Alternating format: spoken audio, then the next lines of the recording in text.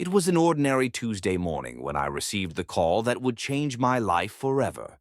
I was halfway through my morning coffee, scrolling through emails on my phone, when my lawyer's name popped up on the caller ID. I wasn't expecting any urgent news, so I almost didn't pick up, but something made me answer. "Hello," I said. "Good morning," the lawyer began, his tone serious but warm. "I have some news about your late uncle's estate. We've finalized the will, and it turns out you've inherited a substantial piece of land in the outskirts of town." I blinked, trying to process the words.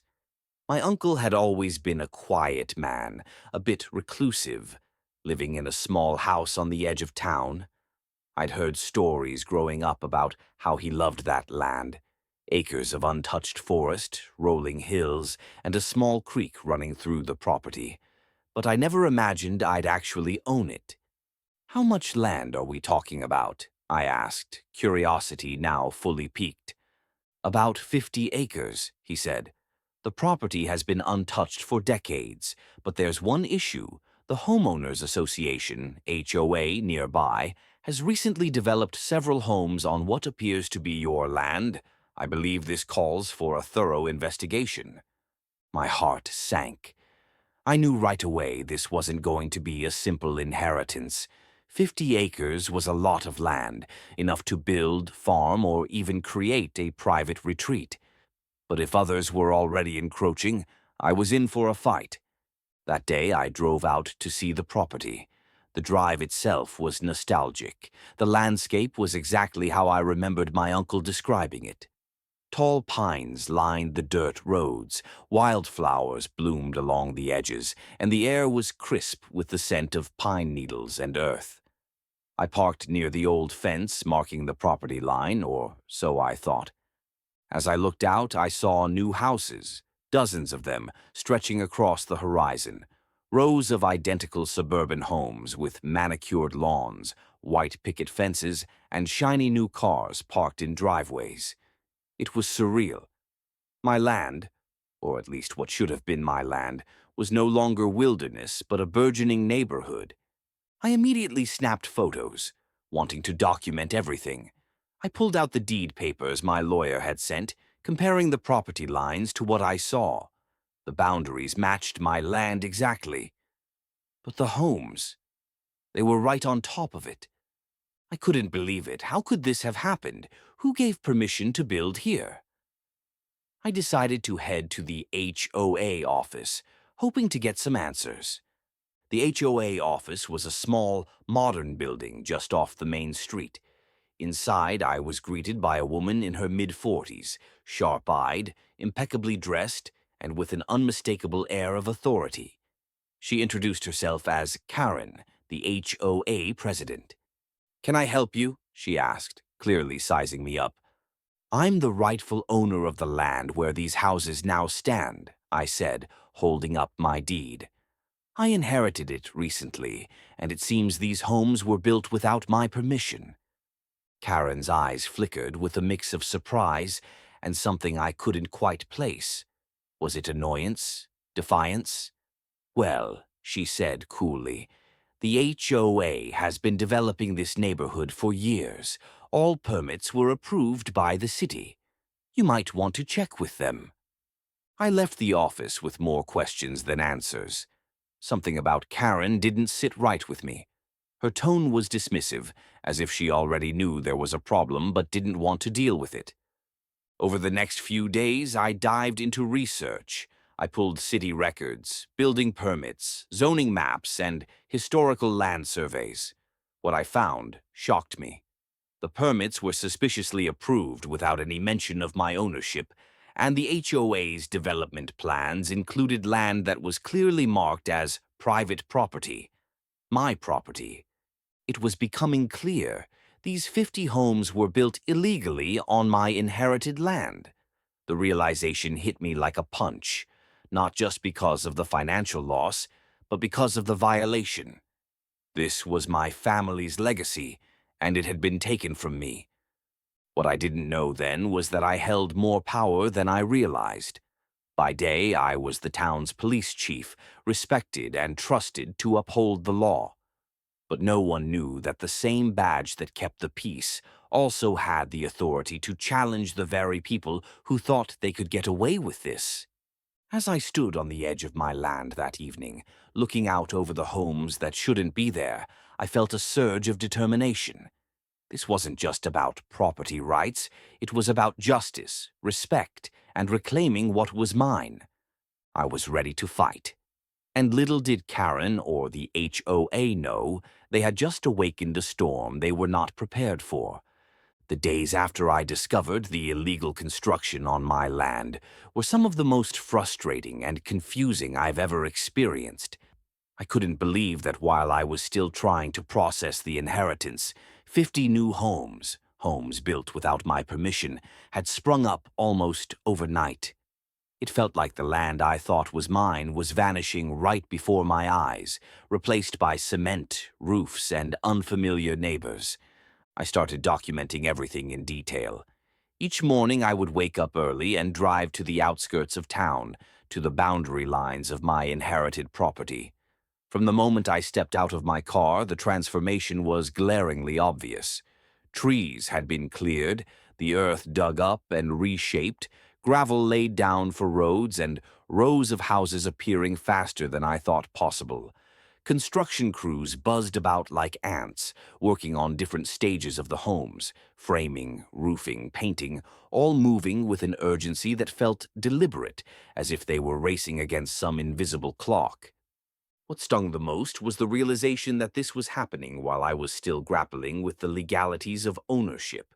It was like the HOA, or whoever was behind this, had decided to just bulldoze right over the truth.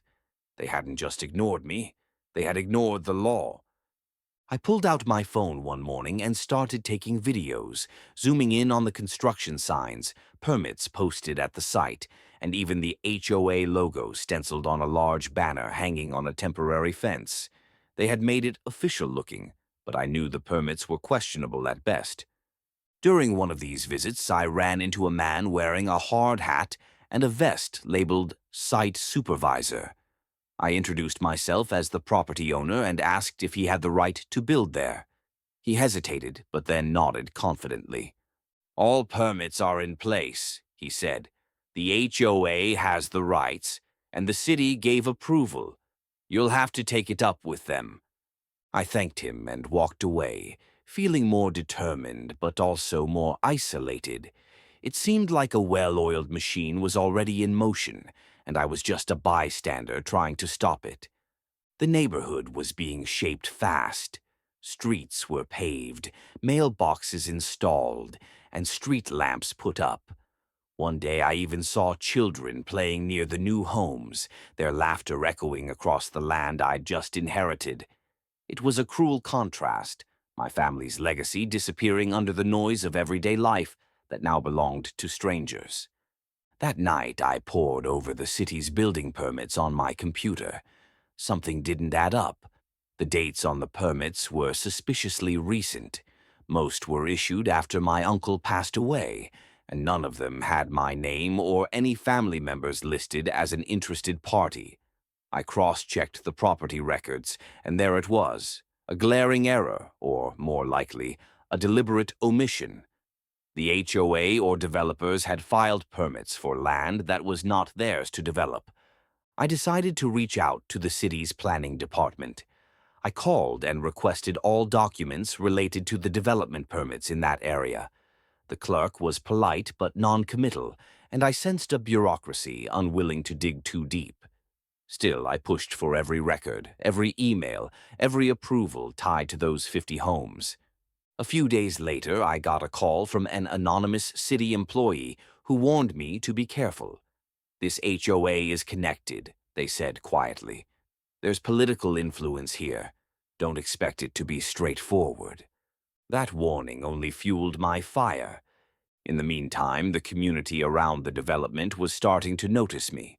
Some neighbors were curious, some indifferent, and others downright hostile. It seemed like many had already accepted the HOA's version of events, that the homes were perfectly legal and that I was some troublemaker stirring the pot. I began talking to the residents, explaining my situation. Some were sympathetic, others warned me to back off. I even overheard murmurs about how I was rocking the boat and risking their peaceful neighborhood. The HOA was pushing back too. I found notices on my car, letters slipped under my door, all warning me to stay off the property or face legal consequences for trespassing. But this was my land. One afternoon, as I was taking photos near the boundary, a group of men arrived. HOA security, they said. They demanded I leave immediately, claiming I had no right to be there. I have the deed, I told them firmly. This land belongs to me. They exchanged glances but stood their ground. I didn't want a confrontation, so I left peacefully, but inside my resolve hardened.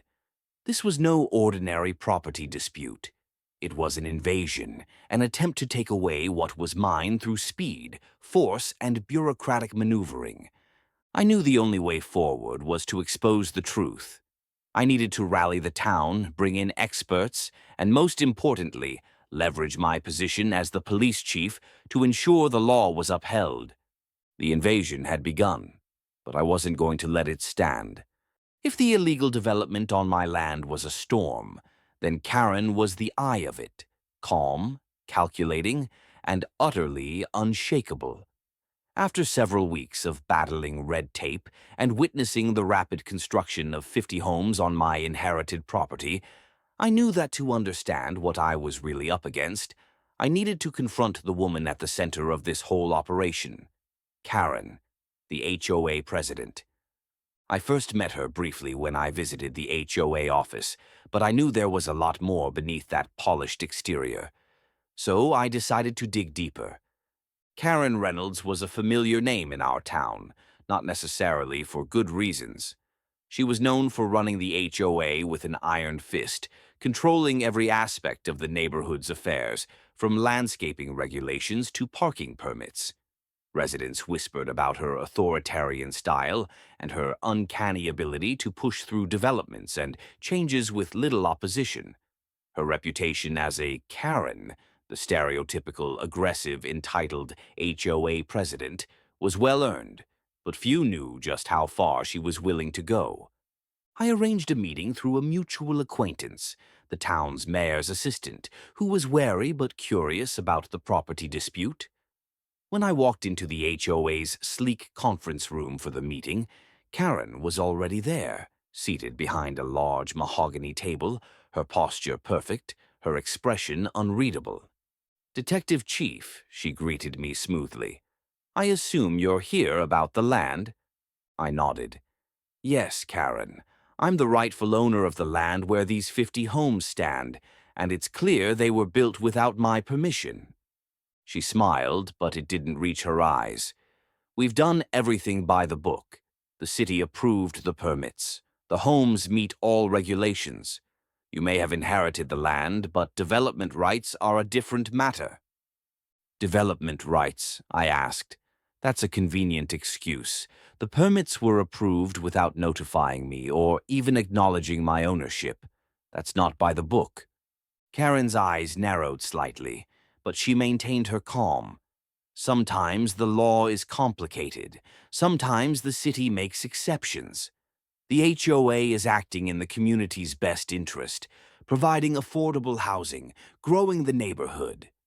"It's not affordable housing if it's built illegally," I said, "and it's not growing the neighborhood if it's stealing private property." She leaned back. "Look, I'm not here to argue. You can take this up with the city council or the courts, but I'm warning you, you're fighting a powerful group. This isn't just about a few houses. There's a lot at stake." Her words weren't empty threats. I knew the HOA had connections, city officials, developers, contractors, all working behind the scenes. Karen was the linchpin in this network, using her position to keep the wheels turning in her favor. As we talked, I noticed how well she controlled the room.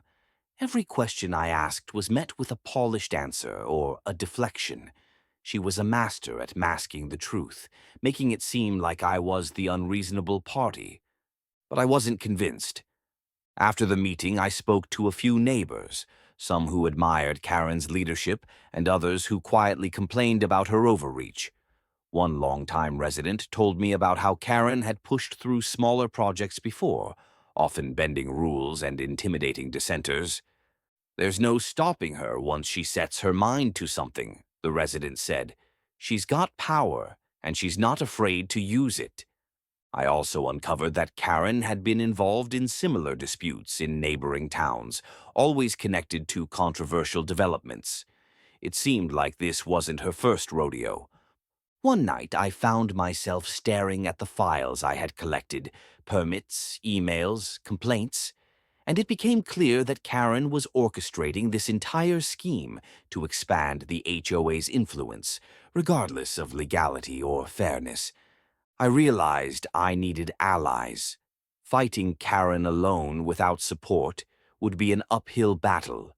I began reaching out to city officials who were less entwined with the HOA, local journalists who might expose the story, and even legal experts specializing in property law. But Karen was already making moves of her own. Soon after our meeting, I started receiving anonymous messages warning me to back off.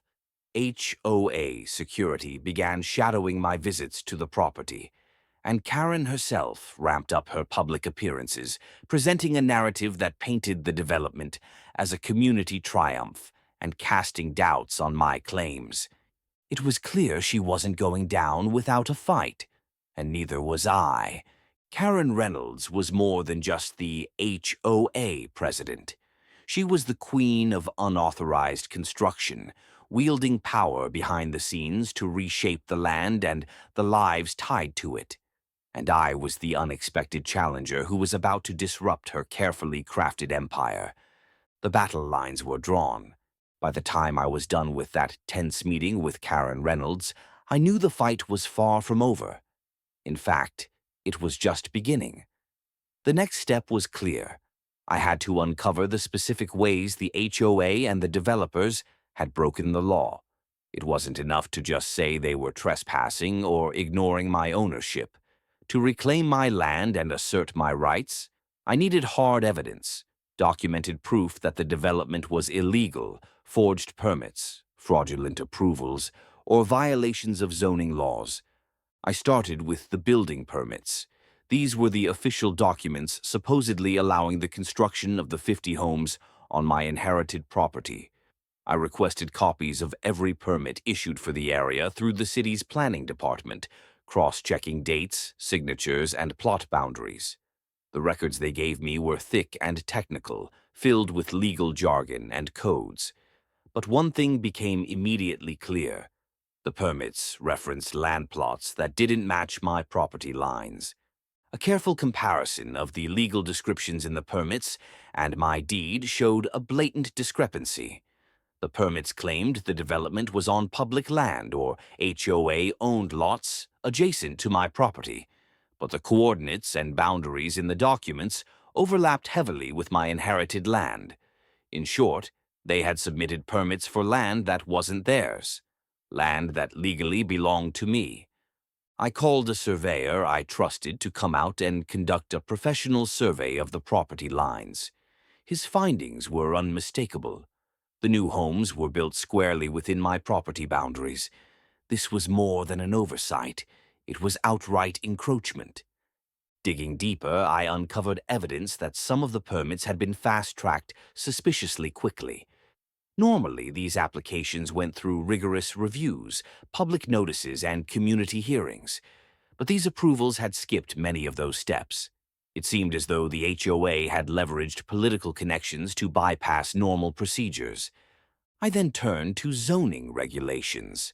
Our town had specific zoning codes that controlled the type of development allowed in each area. Much of my inherited land was zoned for low-density residential use, meaning large lots, fewer houses, preserving the natural landscape. Yet, the 50 homes built were clustered tightly, resembling a high-density suburban development more suitable for a different zone. That alone was a violation. With the help of a land use attorney, I reviewed the zoning laws and found that not only were these homes in violation of density regulations, but the developers had also failed to conduct mandatory environmental impact assessments. The creek running through my land, which should have been protected, was at risk of contamination from construction runoff and landscaping chemicals. Perhaps most damning was the discovery of forged signatures on some documents. An anonymous tip led me to an old city clerk who revealed that several permits contained signatures purportedly from city officials who denied ever signing those approvals. It was becoming a pattern of fraud. To corroborate these findings, I reached out to the city's planning inspector.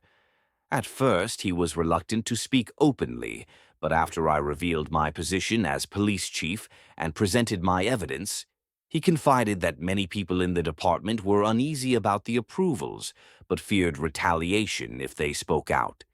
It was a classic case of corruption and intimidation.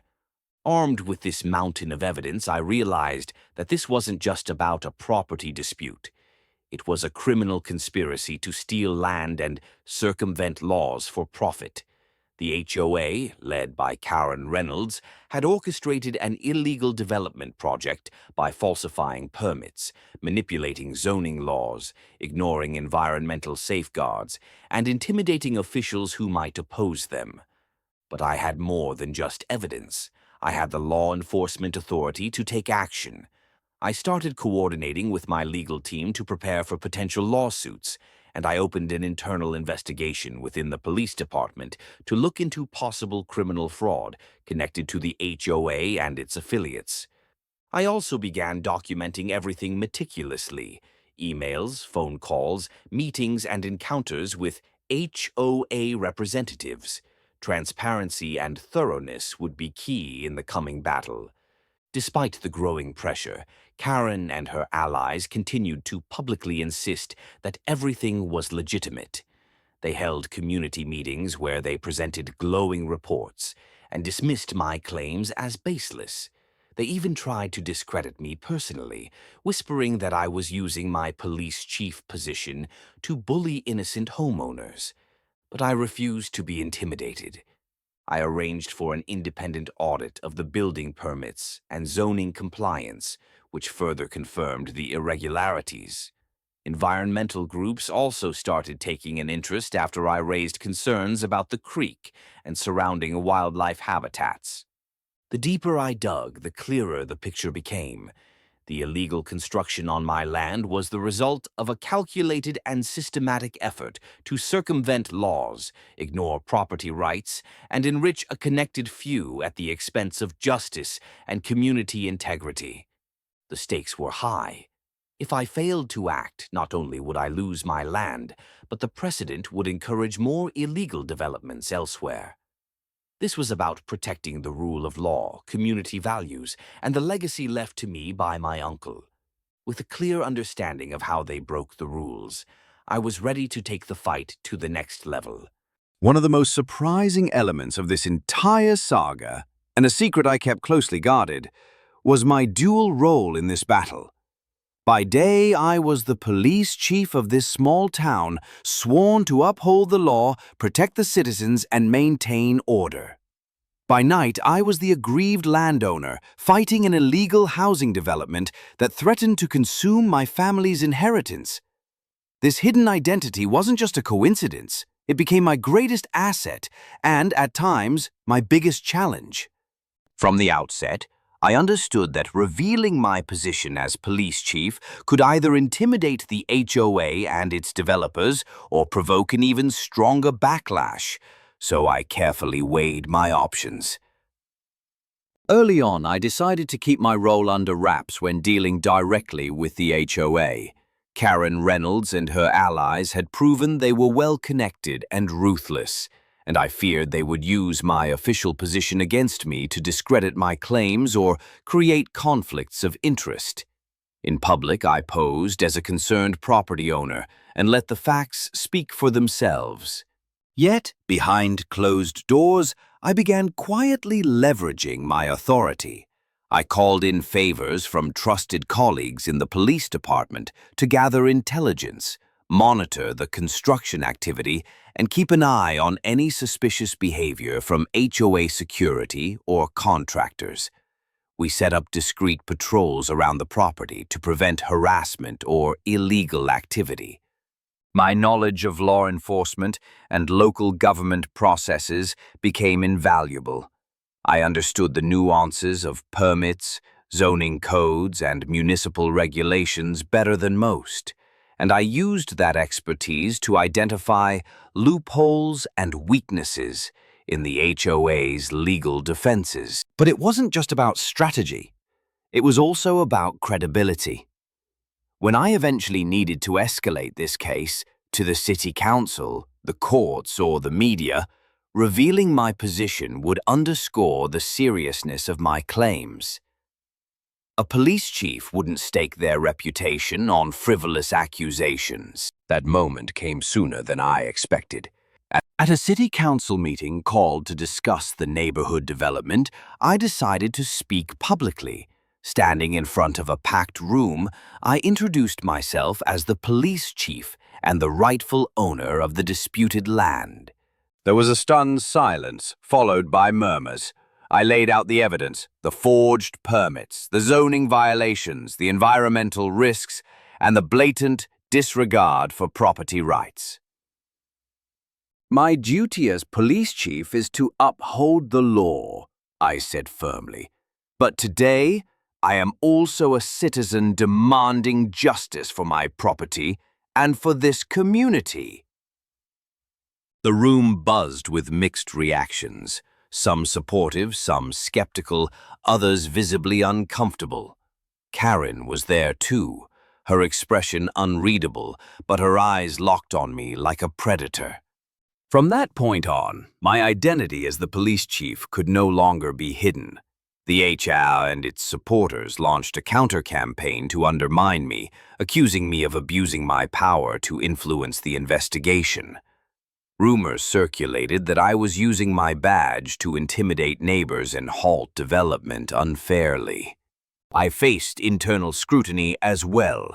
Some members of the police department worried about conflicts of interest or political fallout.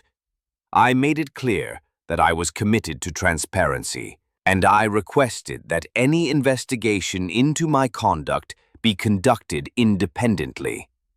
The tension was palpable, but I was undeterred. In fact, my role as police chief gave me unique leverage.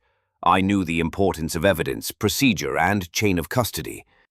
I instructed my team to document everything meticulously, ensuring that any legal action I took would be rock solid. At the same time, I maintained contact with city officials, environmental experts, and legal advisors. I coordinated efforts to pressure the HOA to halt construction until the legality of the development could be verified. Behind the scenes, I also used my influence to protect residents who spoke out against the HOA from retaliation. I arranged for confidential meetings, offered legal resources, and ensured their concerns were heard by the proper authorities. The dual identity came with heavy burdens.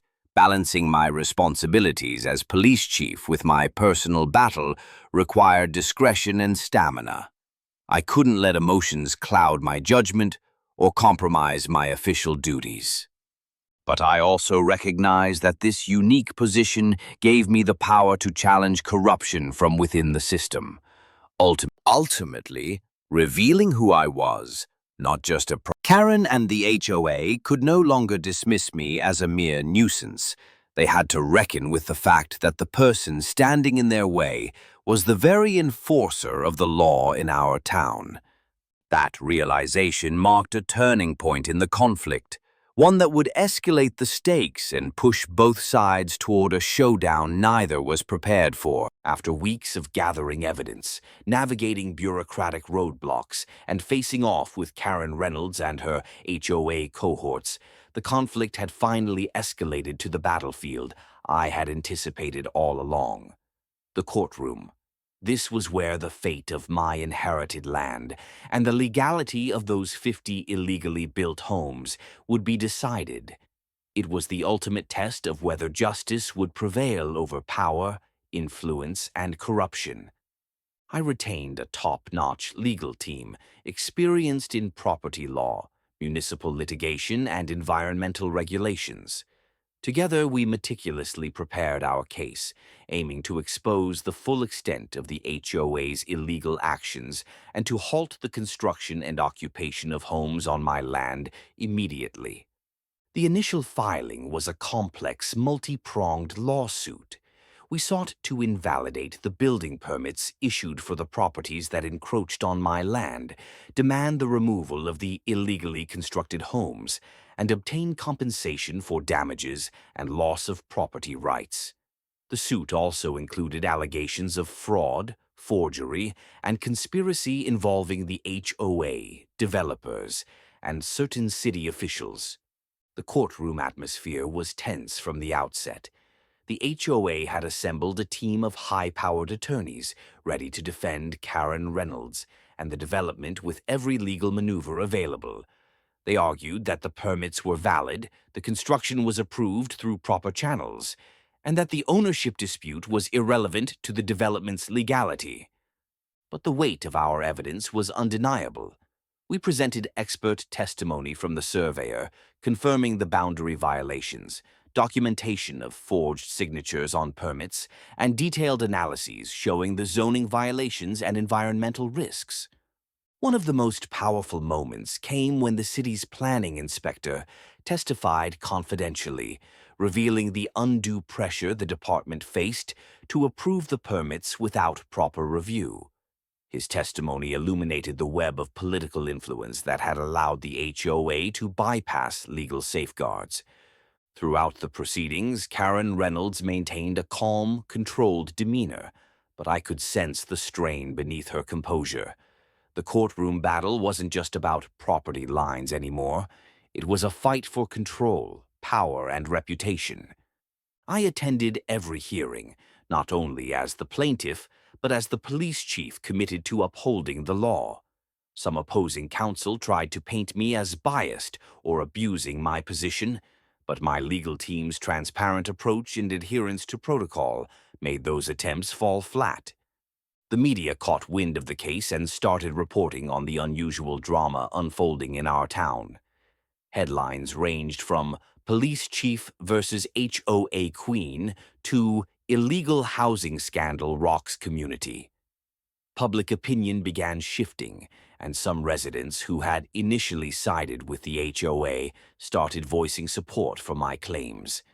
One challenge we faced was the speed at which the HOA pushed to finalize sales and occupancy of the new homes. They argued that dozens of families had already moved in, and tearing down the houses would displace innocent residents. This presented a moral dilemma. As much as I wanted to protect my land, I also recognized that these homeowners were largely unaware of the illegality beneath their feet. I proposed temporary measures like halting further occupancy and negotiating compensation or relocation support if demolition became necessary. The judge, a seasoned jurist familiar with complex land disputes, listened intently throughout the case. After several intense sessions, the court ordered a temporary injunction, stopping any further construction or occupancy on the disputed lots until the final ruling. Behind the scenes, settlement discussions began.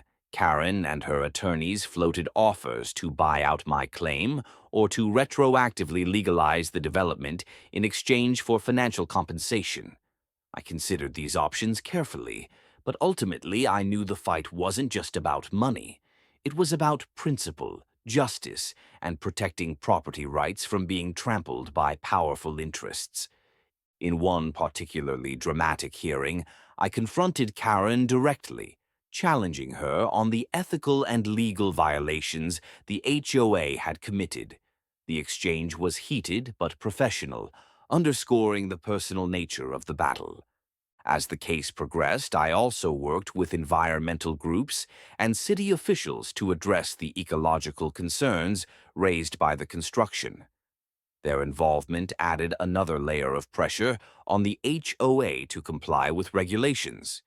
The legal showdown was exhausting and emotionally draining, but it was necessary. I was fighting not just for my land, but for the integrity of our town's legal and regulatory systems.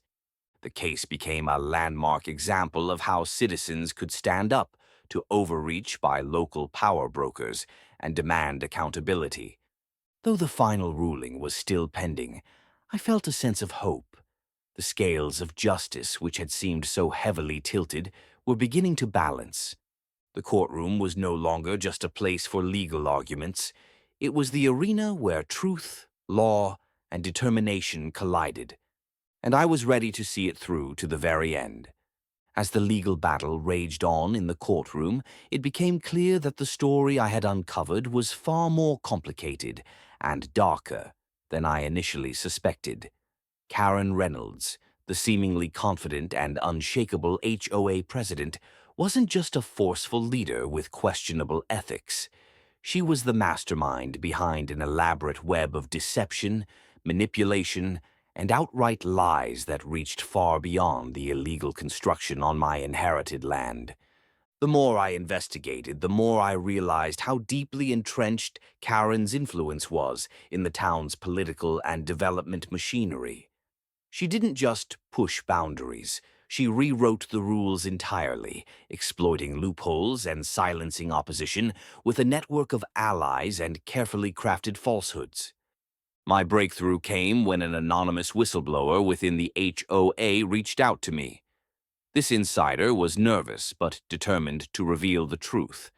They provided me with internal emails, meeting minutes, and financial records that painted a disturbing picture of how Karen and her inner circle operated behind closed doors.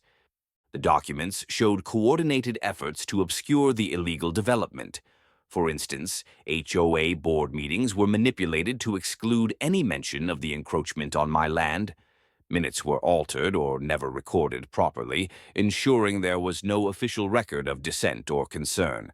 Financial records revealed questionable transactions between the HOA and developers, suggesting kickbacks and illicit agreements. Large sums of money had been funneled through shell companies linked to Karen's associates. These dealings helped finance aggressive lobbying campaigns to sway city officials and suppress opposition voices. Perhaps most unsettling were the emails detailing plans to discredit me personally. Karen's team discussed planting rumors, leveraging social media, and even hiring private investigators to dig up dirt on me. All attempts to undermine my credibility as both the police chief and the landowner. One email chillingly referred to me as the obstacle and outlined steps to neutralize my influence in the community. It was a stark reminder of how high the stakes were and how ruthless Karen was willing to be. To build on this new evidence, I enlisted the help of investigative journalists known for uncovering corruption. Together, we cross-referenced the whistleblower's documents with public records and eyewitness accounts. This collaboration exposed a pattern of misconduct: falsified permits, bribed officials, suppressed environmental impact reports, and intimidation tactics against residents who dared to speak out. Several residents, once fearful of retaliation, came forward to testify about harassment by HOA security and anonymous threats after raising concerns about the construction. Their courage helped humanize the fight and brought renewed attention to the case. Karen's response was predictably defensive and hostile. Publicly, she denied all allegations, dismissing the evidence as fabricated and politically motivated. She held press conferences presenting herself as a champion of progress and community development, accusing me of sabotage and obstruction. But behind the scenes, cracks began to form in her carefully constructed facade. Some board members grew uneasy with the mounting legal pressure and negative publicity. Whispers of dissent circulated within the HOA ranks, and a few key allies distanced themselves. Recognizing the vulnerability, I increased my efforts to gather concrete proof and maintain pressure on all fronts. I coordinated with federal investigators as some of the financial misconduct crossed state lines and suggested money laundering. The involvement of higher authorities signaled the seriousness of the case and underscored the criminal nature of the conspiracy. Meanwhile, my legal team prepared to introduce the whistleblower's evidence in court as part of our comprehensive case against the HOA. We also planned a public awareness campaign, ensuring that the community understood the depth of Karen's deception and the real cost of her illegal development. As the truth emerged, the stakes soared. The fight was no longer just about reclaiming my land. It was about rooting out corruption, restoring integrity to local government, and protecting the town from future abuses of power. Karen's web of lies was unraveling, thread by thread, and I was determined to make sure that every deceit, every secret was brought to light. Facing down Karen Reynolds and her HOA empire wasn't something I could do alone. The scale of their operation, the depth of their connections, and the layers of deception meant I needed more than just legal expertise and police authority. I needed the community on my side. Winning this fight required building a coalition of allies, mobilizing residents, and transforming public opinion from passive curiosity into active support. From the earliest days of the dispute, I sensed that many neighbors were conflicted. Some were loyal to the HOA or didn't want to believe that their serene neighborhood was a battleground for corruption and illegal construction. Others felt powerless, intimidated by Karen's reputation and the sheer momentum of the development. My first priority was to reach out directly to residents, not just in formal meetings or through official channels, but face to face. I hosted small gatherings at my home and in community centers, inviting neighbors to discuss the situation openly and without fear. These informal conversations revealed a wealth of untold stories: whispered concerns about HOA overreach, fears about property values, and frustration over being kept in the dark. I shared my findings transparently, explaining the legal violations, the forged permits, and the environmental risks. I emphasized that this wasn't just my personal fight, but a collective battle to protect our community's rights and future. Word began to spread. More residents showed up to meetings. Volunteers offered their time and skills. Local businesses chipped in with resources. The momentum was building. One of the most powerful moments came during a town hall meeting I organized, where dozens of neighbors testified about their experiences with the HOA, from intimidation tactics to ignored complaints. Their voices brought the issue from legal documents and courtrooms into the hearts of the community. I also reached out to local organizations, environmental groups concerned about the creek and wildlife, homeowner advocacy groups, and civic watchdogs. These allies added credibility and resources to the cause, helping amplify our message. Recognizing the power of media, I collaborated with investigative journalists to tell the story through local newspapers, radio shows, and social media campaigns.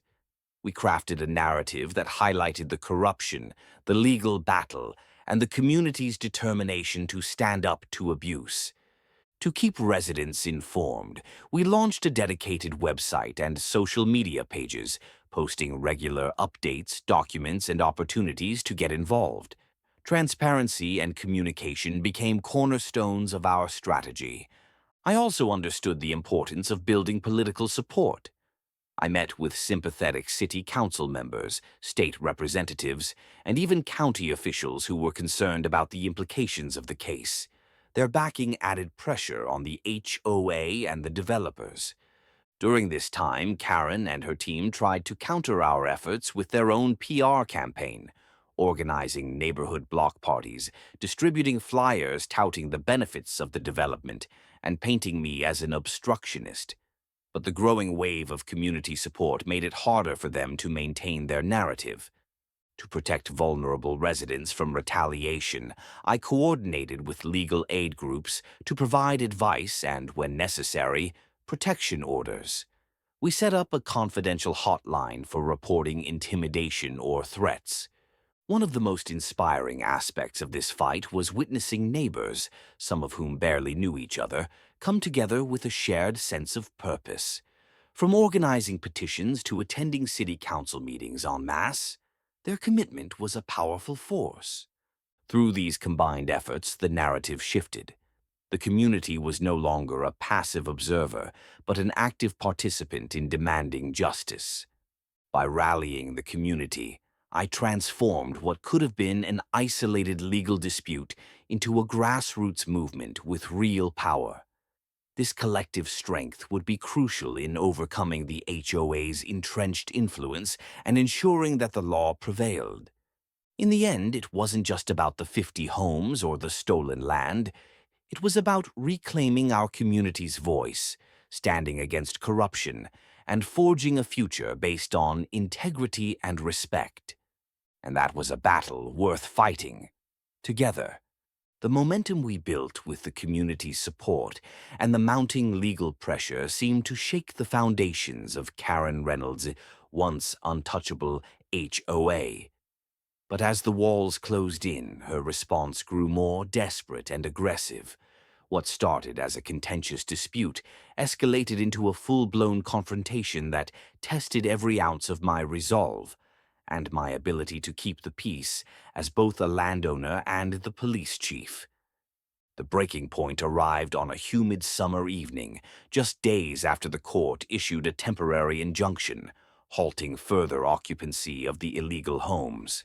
Karen called a special HOA meeting, rallying her supporters and contractors for what she framed as a defense of the community's progress. Rumors swirled that she intended to defy the court order and push construction forward regardless. I knew that if the HOA ignored the injunction, it would set a dangerous precedent of lawlessness. So, with my team, I prepared to monitor the situation closely. The meeting was held in a packed community hall, tension thick in the air.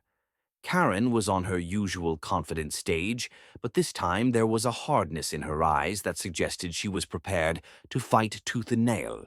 Her speech was fiery, blaming me personally for stalling growth and destroying community dreams. She accused the city and courts of being manipulated by a small clique of opportunists. The crowd was divided. Some loyal HOA members cheered, while others looked uneasy.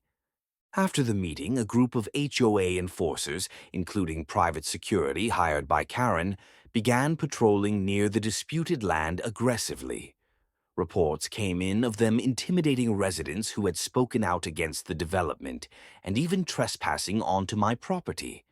The line between civil disagreement and outright harassment was blurring fast. One night I received an urgent call.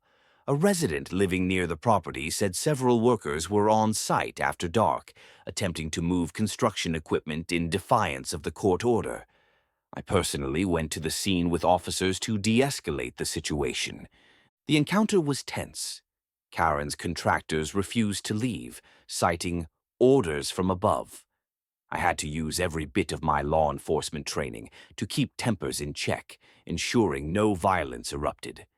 The incident made headlines, putting additional pressure on the HOA, but also inflaming their supporters who accused me of heavy-handed tactics. Meanwhile, the legal battle continued.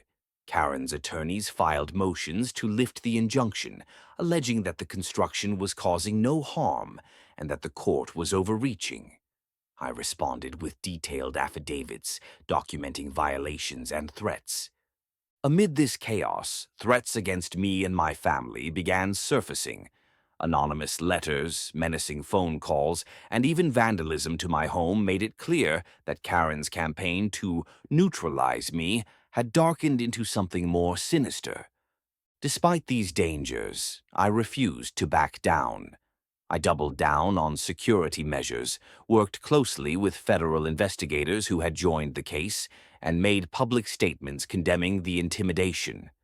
The breaking point wasn't just a physical confrontation, it was a test of courage, principle, and leadership. I also realized I needed to keep the community unified and focused. Karen's attempts to divide and intimidate could only succeed if people lost faith or became fearful.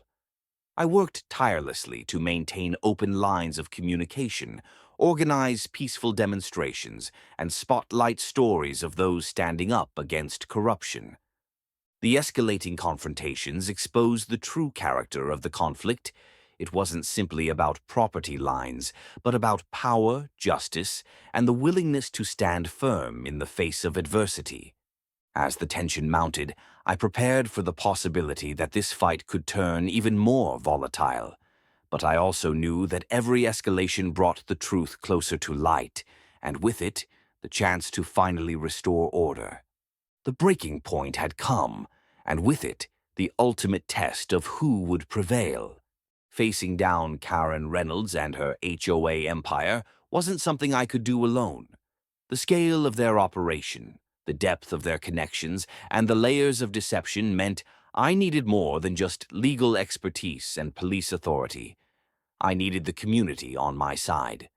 Winning this fight required building a coalition of allies, mobilizing residents, and transforming public opinion from passive curiosity into active support. From the earliest days of the dispute, I sensed that many neighbors were conflicted. Some were loyal to the HOA or didn't want to believe that their serene neighborhood was a battleground for corruption and illegal construction. Others felt powerless, intimidated by Karen's reputation and the sheer momentum of the development. My first priority was to reach out directly to residents, not just in formal meetings or through official channels, but face to face. I hosted small gatherings at my home and in community centers, inviting neighbors to discuss the situation openly and without fear. These informal conversations revealed a wealth of untold stories: whispered concerns about HOA overreach, fears about property values, and frustration over being kept in the dark. I shared my findings transparently, explaining the legal violations, the forged permits, and the environmental risks. I emphasized that this wasn't just my personal fight, but a collective battle to protect our community's rights and future. Word began to spread. More residents showed up to meetings. Volunteers offered their time and skills. Local businesses chipped in with resources. The momentum was building. One of the most powerful moments came during a town hall meeting I organized, where dozens of neighbors testified about their experiences with the HOA, from intimidation tactics to ignored complaints. Their voices brought the issue from legal documents and courtrooms into the hearts of the community. I also reached out to local organizations, environmental groups concerned about the creek and wildlife, homeowner advocacy groups, and civic watchdogs. These allies added credibility and resources to the cause, helping amplify our message. Recognizing the power of media, I collaborated with investigative journalists to tell the story through local newspapers, radio shows, and social media campaigns. We crafted a narrative that highlighted the corruption, the legal battle, and the community's determination to stand up to abuse. To keep residents informed, we launched a dedicated website and social media pages, posting regular updates, documents, and opportunities to get involved. Transparency and communication became cornerstones of our strategy. I also understood the importance of building political support. I met with sympathetic city council members, state representatives, and even county officials who were concerned about the implications of the case. Their backing added pressure on the HOA and the developers. During this time, Karen and her team tried to counter our efforts with their own PR campaign, organizing neighborhood block parties, distributing flyers touting the benefits of the development, and painting me as an obstructionist. But the growing wave of community support made it harder for them to maintain their narrative. To protect vulnerable residents from retaliation, I coordinated with legal aid groups to provide advice and, when necessary, protection orders. We set up a confidential hotline for reporting intimidation or threats. One of the most inspiring aspects of this fight was witnessing neighbors, some of whom barely knew each other, come together with a shared sense of purpose. From organizing petitions to attending city council meetings en masse, their commitment was a powerful force. Through these combined efforts, the narrative shifted. The community was no longer a passive observer, but an active participant in demanding justice. By rallying the community, I transformed what could have been an isolated legal dispute into a grassroots movement with real power. This collective strength would be crucial in overcoming the HOA's entrenched influence and ensuring that the law prevailed. In the end, it wasn't just about the 50 homes or the stolen land. It was about reclaiming our community's voice, standing against corruption, and forging a future based on integrity and respect. And that was a battle worth fighting. Together, the momentum we built with the community's support and the mounting legal pressure seemed to shake the foundations of Karen Reynolds' once untouchable HOA. But as the walls closed in, her response grew more desperate and aggressive. What started as a contentious dispute escalated into a full-blown confrontation that tested every ounce of my resolve and my ability to keep the peace as both a landowner and the police chief.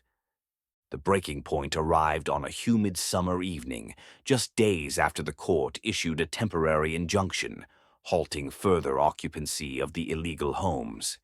Karen called a special HOA meeting, rallying her supporters and contractors for what she framed as a defense of the community's progress.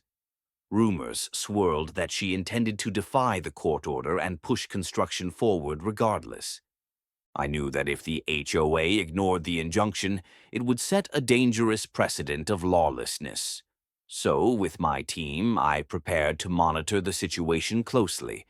The meeting was held in a packed community hall, tension thick in the air.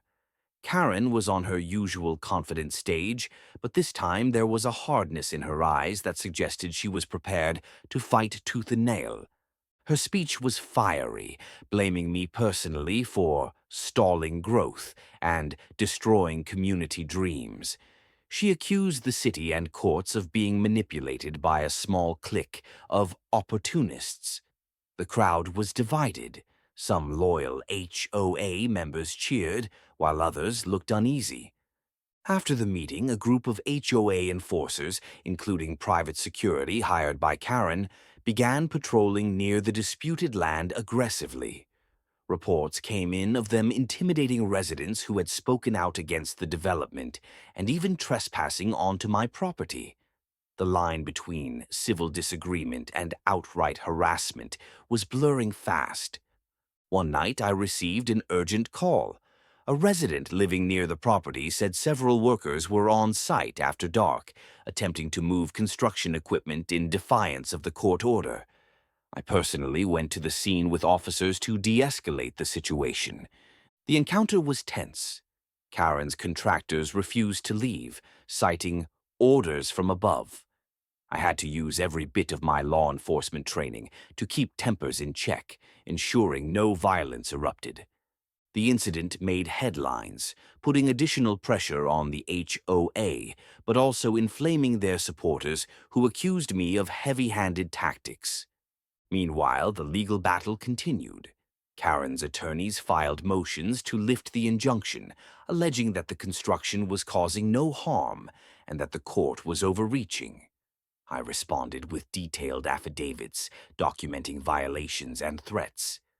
Amid this chaos, threats against me and my family began surfacing. Anonymous letters, menacing phone calls, and even vandalism to my home made it clear that Karen's campaign to neutralize me had darkened into something more sinister. Despite these dangers, I refused to back down. I doubled down on security measures, worked closely with federal investigators who had joined the case, and made public statements condemning the intimidation. The breaking point wasn't just a physical confrontation, it was a test of courage, principle, and leadership. I also realized I needed to keep the community unified and focused. Karen's attempts to divide and intimidate could only succeed if people lost faith or became fearful. I worked tirelessly to maintain open lines of communication, organize peaceful demonstrations, and spotlight stories of those standing up against corruption. The escalating confrontations exposed the true character of the conflict. It wasn't simply about property lines, but about power, justice, and the willingness to stand firm in the face of adversity. As the tension mounted, I prepared for the possibility that this fight could turn even more volatile.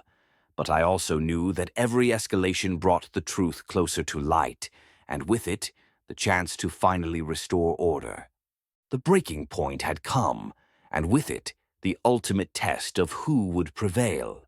After months of relentless legal battles, community rallies, and tense confrontations, the moment of truth had finally arrived. The courthouse was packed with neighbors, journalists, city officials, and supporters on both sides, all awaiting the judge's ruling on the fate of the 50 illegally constructed homes on my inherited land. It was the culmination of a fight that had tested my strength as a police chief, a landowner, and a defender of justice. The courtroom was thick with anticipation as the judge took the bench. Her reputation as a fair and thorough jurist had preceded her, and I hoped her decision would reflect the truth we had painstakingly documented. After listening to the final arguments from both sides, reviewing the extensive evidence, and considering the testimonies, the judge began delivering her verdict. In a clear and decisive voice, she ruled that the HOA and its associated developers had indeed acted illegally. The building permits had been obtained through fraudulent means, zoning laws had been violated, and the construction encroached on my rightful property. The court ordered the immediate cessation of any further development on the disputed land. More importantly, the judge mandated the removal of the 50 homes that had been illegally constructed. This order sent shockwaves through the community and the HOA alike. Homes that dozens of families had moved into would have to be demolished or relocated. The ruling also imposed fines on the HOA and developers for their misconduct and ordered them to compensate me for damages, legal fees, and loss of property value. The court further recommended that city officials review and reform their permit approval processes to prevent similar abuses in the future. As the judge's words sank in, a mixture of relief, sorrow, and resolve swept over me. I had won, not just for myself, but for the community and the principles of fairness and law. The aftermath of the verdict was complex. The HOA scrambled to appeal, but with mounting evidence and public scrutiny, their efforts failed. Karen Reynolds resigned amid growing pressure and investigations into her corrupt practices. For the families living in the illegally built homes, the ruling was devastating. I understood their pain and worked with local agencies to facilitate relocation assistance, compensation, and support programs. My goal was to ensure that justice didn't come at the cost of innocent residents' well-being. The case sparked a broader conversation in the town about governance, accountability, and citizens' rights. The city council implemented sweeping reforms, including stricter oversight of development projects and enhanced transparency requirements for HOAs. On a personal level, the ordeal left scars, but also reaffirmed my faith in the law and community. Balancing my duties as police chief with the fight for my land had been exhausting, but it had shown me the power of perseverance, truth, and solidarity. The media coverage eventually quieted, but the lessons remained. I continued to advocate for property rights and transparent governance, sharing my story to inspire others facing similar battles. Reflecting on the journey, I realized that the fight was never just about land or houses. It was about standing up against corruption, protecting the vulnerable, and ensuring that justice is more than just a word. It's a reality. The illegal homes might have been torn down, but the community we built, one of trust, courage, and resilience, would endure far beyond the courtroom walls. And in the end, that was the greatest victory of all.